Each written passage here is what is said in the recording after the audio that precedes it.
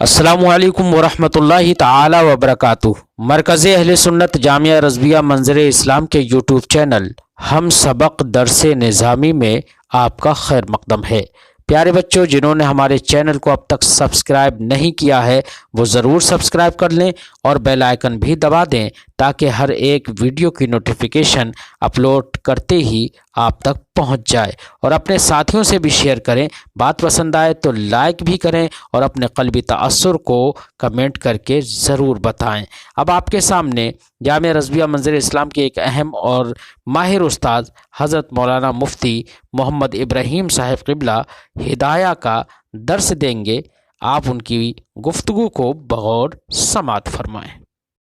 بسم اللہ الرحمن الرحیم۔ والملفقان والکعبان یدخلان فی الغسل عندنا۔ مرفق یہ میم کے کسرے کے ساتھ اور فا کے فتح کے ساتھ ہے، فا کے فتح کے ساتھ۔ مرفق کا معنی بازو یا کلائی کے جوڑ،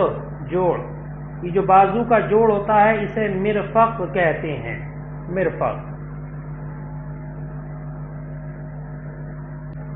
اور کعب سے مراد امام محمد کے نزدیک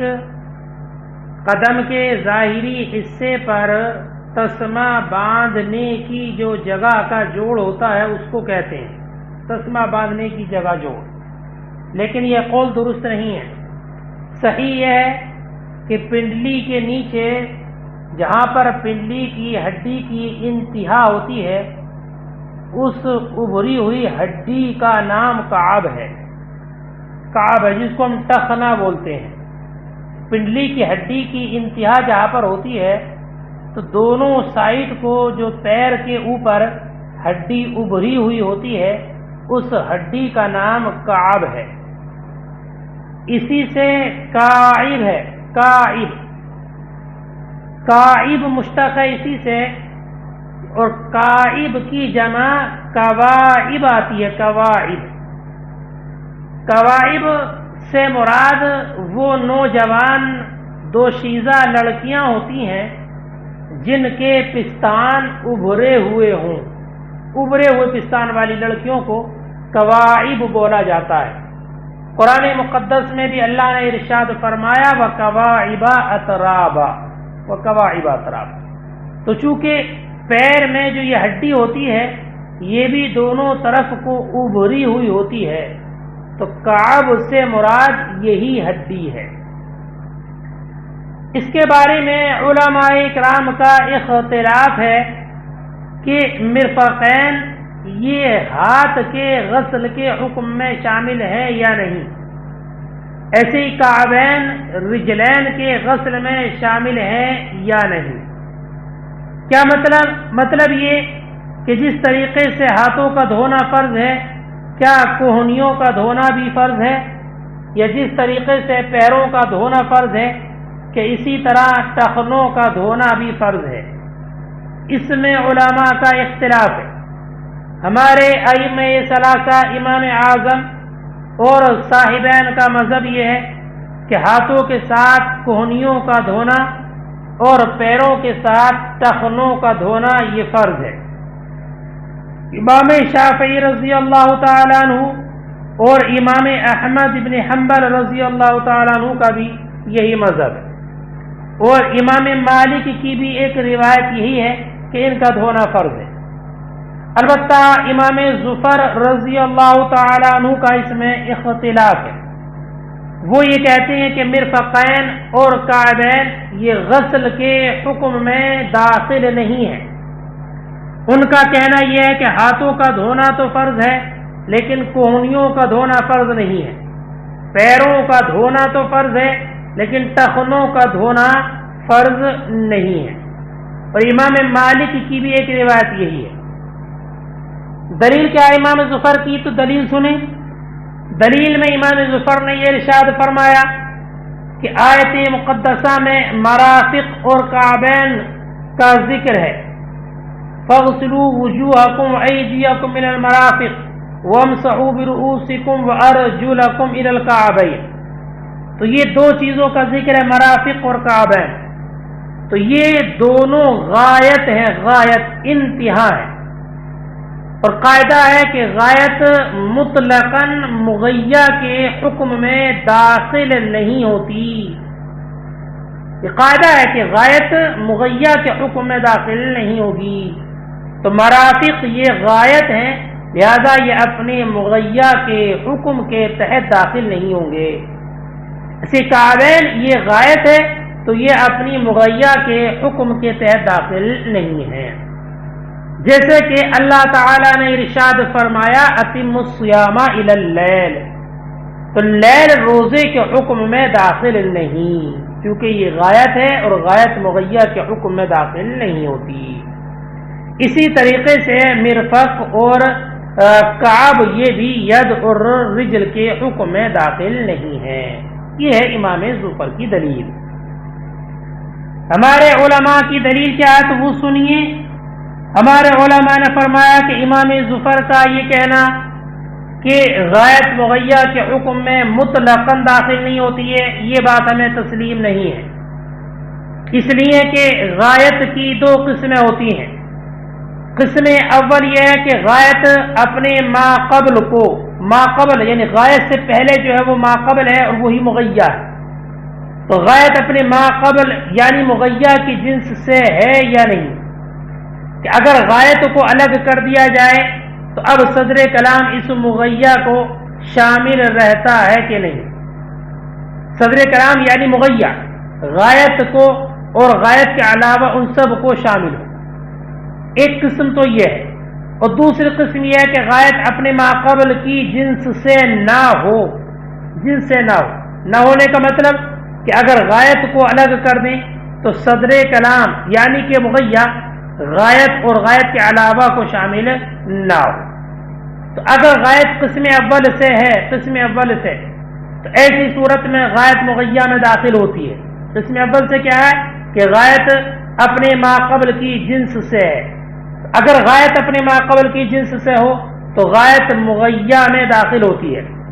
اور اگر غایت دوسری قسم کی ہے یعنی قسم ثانی یہ ہے کہ غایت مغیّہ کے حکم میں داخل نہیں ہوتی، قسم ثانی یہ ہے کہ غایت ما قبل کی جنس سے نہ ہو، غایت اپنے ما قبل کی جنس سے نہ ہو، تو اگر یہ قسم ثانی ہے تو اب غایت مغیّہ کے تحت داخل نہیں ہوگی، داخل نہیں ہوگی۔ اب سنیے،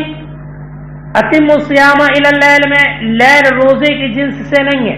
کیونکہ روزے کا جو وقت ہے وہ نہار ہے اور لیل نہار کی جنس سے نہیں، اس لیے لیل یعنی رات روزے کے حکم میں داخل نہیں ہے۔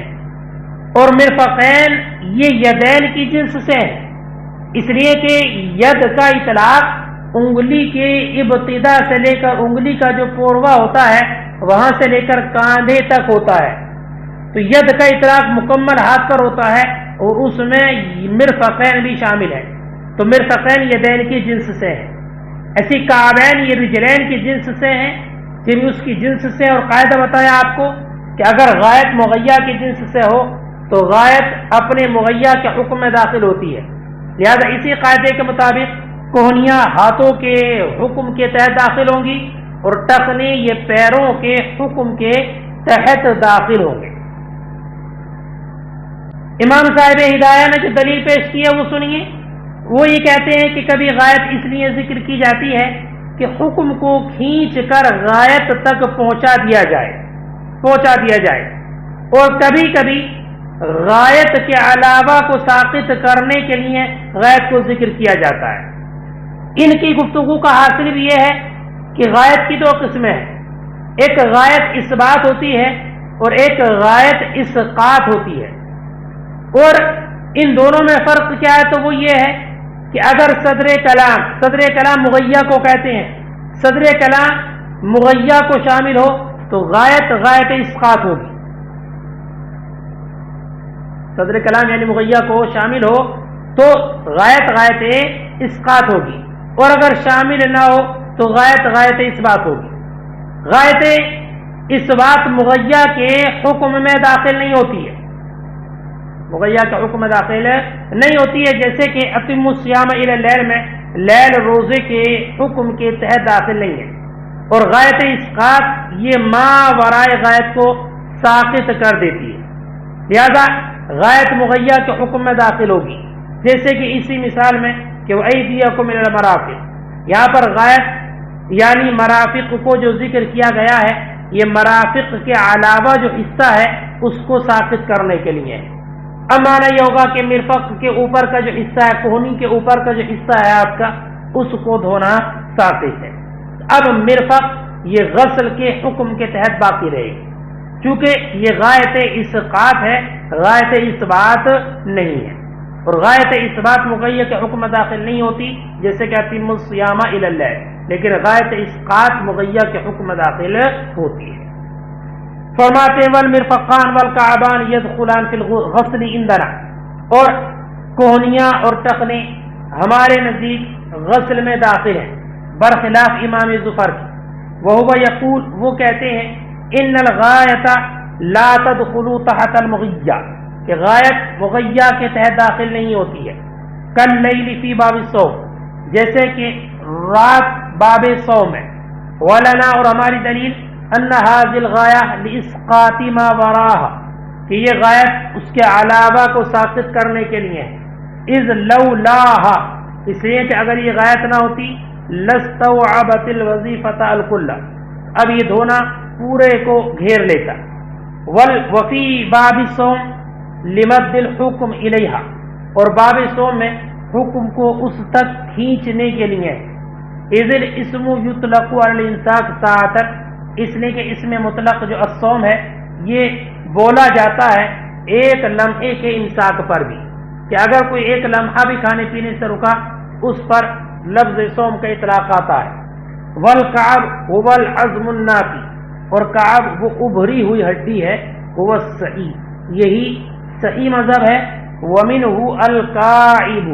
اور اسی سے کاعب بنا، کاعب کا معنی ابھرا ہوا، جس کی جمع کواعب آتی ہے، اور کواعب کا معنی وہ نوجوان لڑکیاں جن کے پستان ابھرے ہوئے ہوں، جیسے کہ قرآن میں بھی قرآن بہشت کے بارے میں اللہ نے فرمایا وَكَوَاعِبَ أَتْرَابًا۔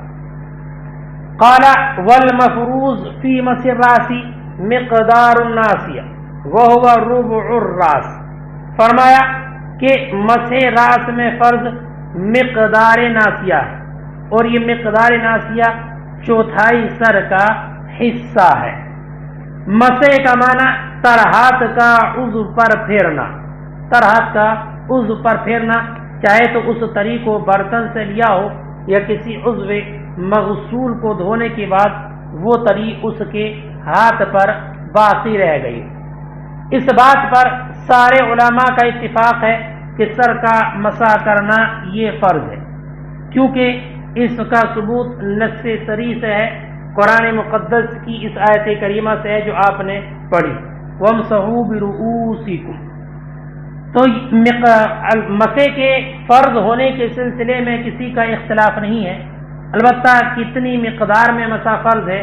اس میں اختلاف ہے۔ ہمارے علماء احناف کے نزدیک چوتھائی سر کا مسح کرنا فرض ہے۔ اب چوتھائی سر چاہے تو سر کے اگلے حصے پر مسح کر لے، چاہے پیچھے کے حصے پر مسح کر لے، چاہے دائیں یا بائیں جانب مسح کر لے۔ امام شافعی رضی اللہ تعالیٰ عنہ نے فرمایا کہ مطلق سر کا مسح فرض ہے، مطلق سر کا مسح، لہذا اگر 3 بالوں کا بھی مسح کر لیا تب بھی کافی ہے، اور ایک روایت کے مطابق اگر کسی نے 1 بال کا بھی مسح کر لیا تو یہ کافی ہے۔ اور امام مالک اور امام احمد نے یہ فرمایا ہے کہ پورے سر کا مسح کرنا فرض ہے۔ دلیل سنیں، اللہ تعالیٰ کا ارشاد مبارک ہے وَامْسَحُوا بِرُؤُوسِكُمْ، یہی دلیل، یہی ارشاد سارے علماء کی دلیل ہے۔